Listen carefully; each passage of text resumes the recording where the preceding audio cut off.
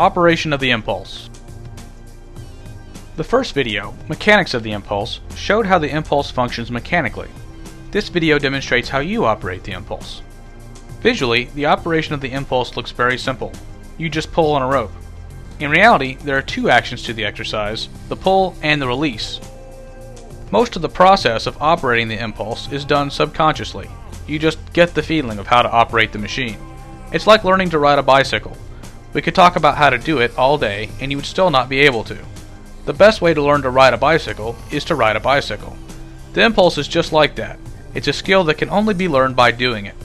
Unlike learning to ride a bicycle, the impulse can be learned in a matter of seconds. It just takes a while to describe in words what your body picks up naturally. As shown in the first video, you pull on the rope accelerating the sled towards the center of the track. This is known as the pull. As the sled passes the return pulleys in the center of the track, you must drop tension on the rope and allow inertia to carry the sled down the track. This is known as the release. The first pull, you don't know exactly where the release point is in your range of motion. You pull on the rope accelerating the sled. Once the sled passes the center, continuing to pull on the rope would decelerate the sled. You don't want that to happen. You want to release tension just as the sled passes the center point and allow the sled to coast down the track to the point in your range of motion where you started the first pull. The whole process starts over when you pull again, accelerating the sled in the opposite direction. As you fine-tune your knowledge of exactly where the correct point for the release is, the following repetitions become more and more coordinated. Once you have the feeling, you can exercise using any range of motion with any muscle group in the body with any intensity. Remember, you are the power source for the resistance, so whatever energy you put into the sled on one repetition, you get back on the next.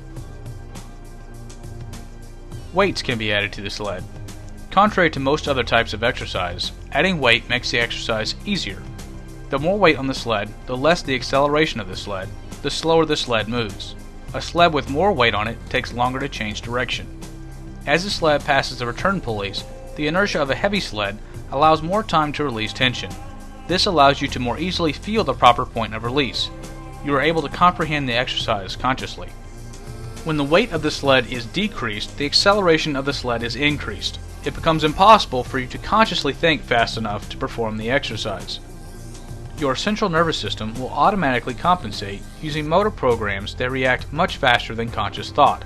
In this way, you can create specific motor programs that apply to functional activities in the real world.